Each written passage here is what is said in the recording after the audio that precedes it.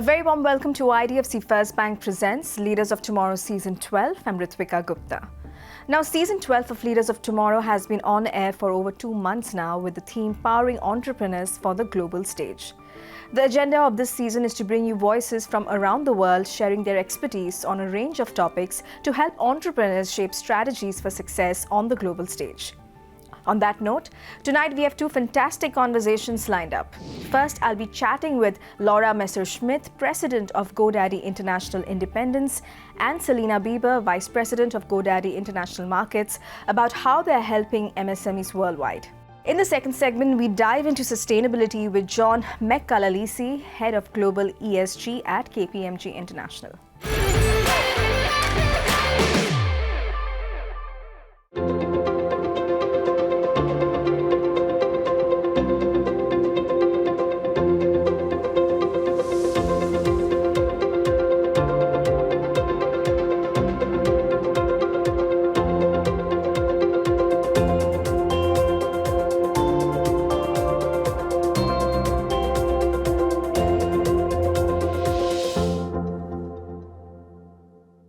Thank you, LAURA and SELINA, for joining us today on Leaders of Tomorrow. Thank you. Thank you. LAURA, I'll come to you first. Now, GoDaddy has helped countless small businesses build their online presence. What advice would you give to aspiring entrepreneurs and startups preparing for launch in today's fast-paced digital world? So small business owners tell us that the hardest part of starting a business is getting new customers and marketing.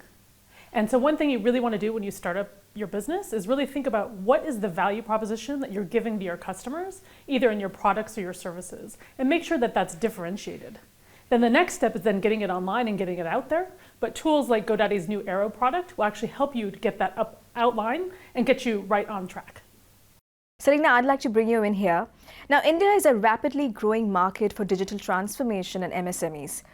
What is GoDaddy's vision for India, and how do you see the company contributing to the growth of Indian MSMEs in the coming years? Indian entrepreneurs, 97% of them have said that they've benefited in their work processes from digital platforms and technology. So with that, I think there's already a strong recognition in this market that it's something that they can leverage and help grow their business. And so for us, as we have a vision and we move forward, it's really about how do we make that opportunity accessible and how we continue to get some of their core challenges addressed, especially through new technologies like AI, and grow over time in line with their business needs. LAURA, coming back to you, now GoDaddy has recently introduced Aero as part of its offerings. I'm not sure if I'm pronouncing it right, but can you elaborate on the USP of Aero for entrepreneurs and small business owners? Perhaps, LAURA, you could talk to us about how this helps address specific challenges in terms of website security and growth. There are 48 million small businesses within India, and 50% of the population of India is still coming online. So there's going to be even more businesses coming online.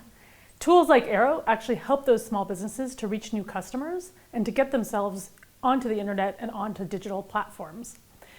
Aero tools do things like create a logo, get a domain, get a website up and running, get your email address, and even find new customers through social media. So you can do all of that really easily and without having the technological knowledge behind that to be able to get yourself online as a small business. SELINA, AI is becoming increasingly important for businesses of all sizes. How does GoDaddy envision empowering Indian small businesses through AI? What opportunities do you see for AI to streamline operations, and marketing for small businesses? As we look at some of the challenges, so first, if I refer to our Global Entrepreneurship Survey, we asked Indian entrepreneurs what their hopes are for AI specifically, and 94% of them said that they think it'll help their bottom line. And when we look at that in terms of business processes, we really see that there's that opportunity to help business management. Sure. And included in this are things like customer service, marketing, in general, getting up and running and taking that first step.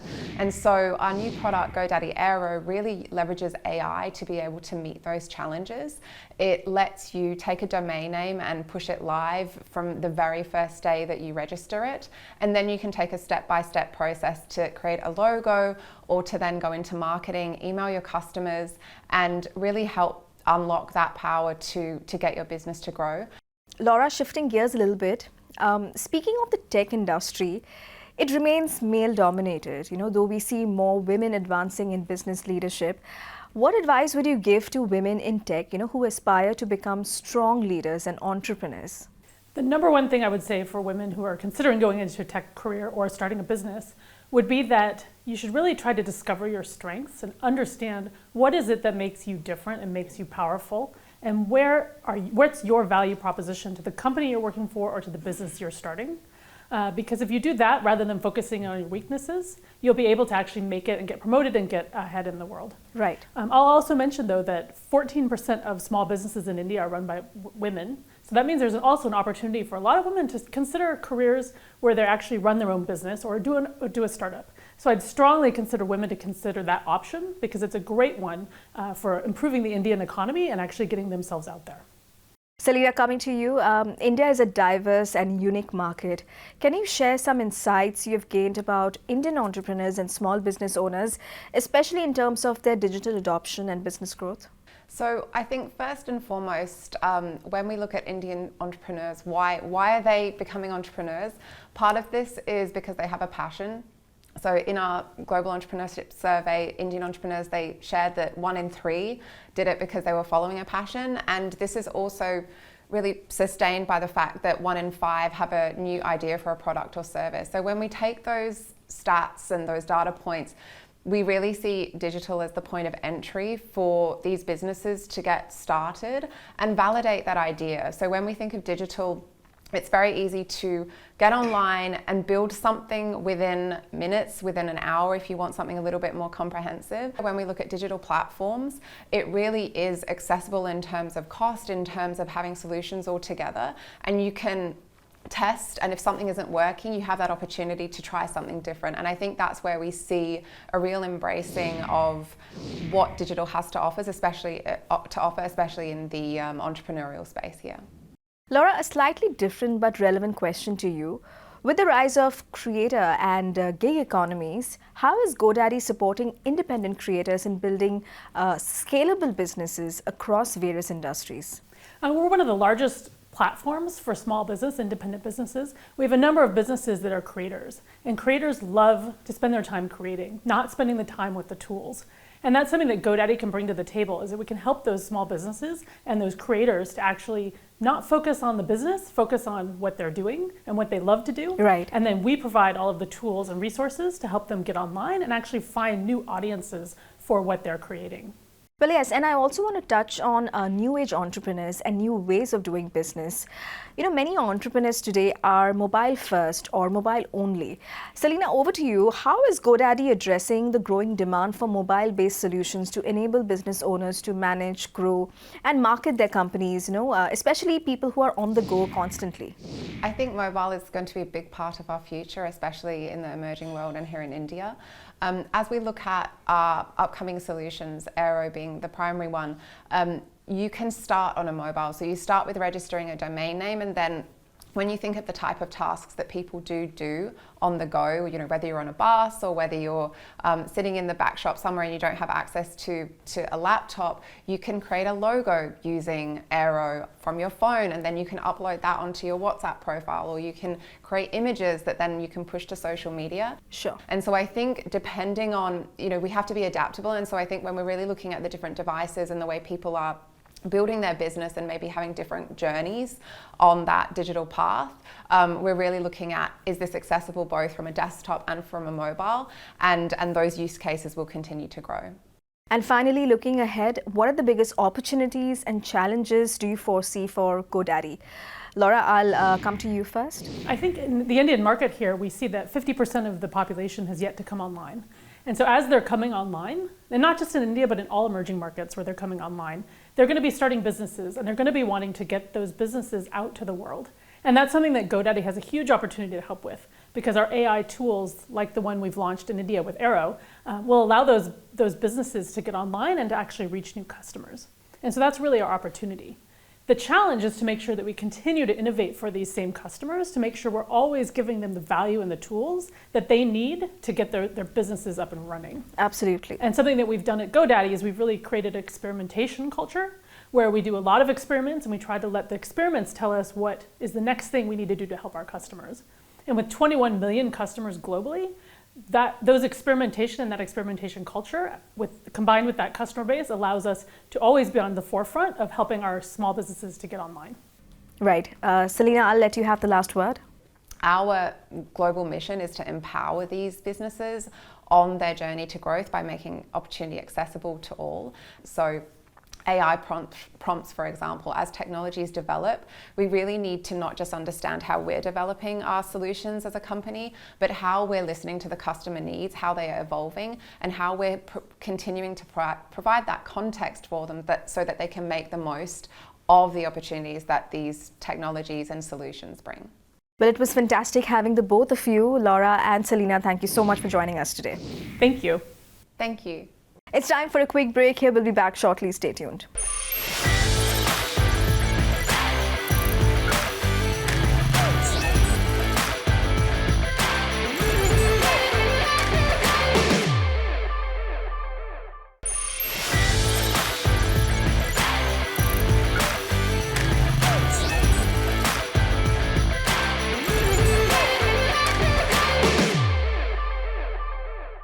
Welcome back to IDFC First Bank Presents Leaders of Tomorrow Season 12. In this segment, we'll be focusing on sustainability for businesses, the role of technology, and what are the biggest trends in this space. In conversation with JOHN MCCALLA-LEACY, Head of Global ESG at KPMG International. Listen in.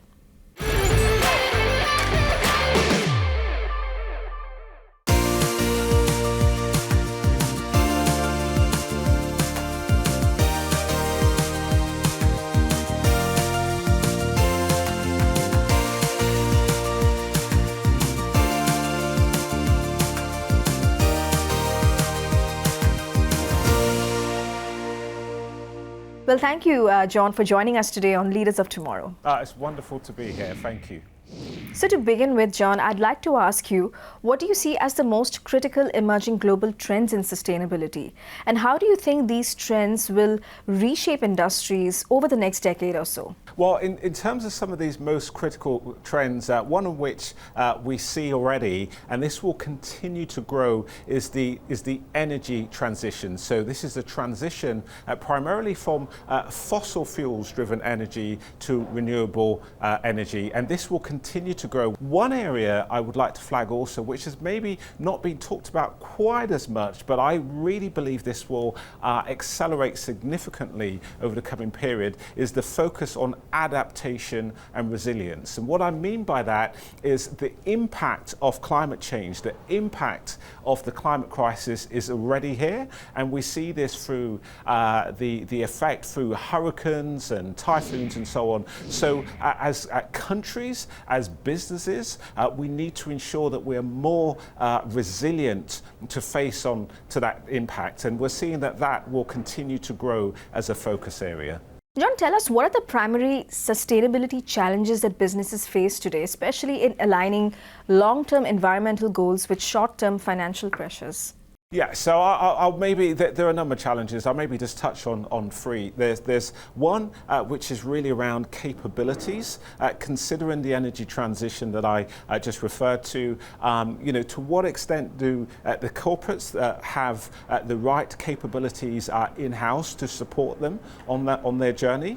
The second challenge is really around resources, financial resources, but resources in the broader sense, which will enable them to fund this transition and to deliver over the long term. And finally, and I believe you alluded to this in your question, it's really around prioritization. So those are the three key areas that I would touch on. And all of the clients, some of the biggest businesses that we support around the world are seeking to navigate those three areas. And we're delighted to be able to help them in doing so.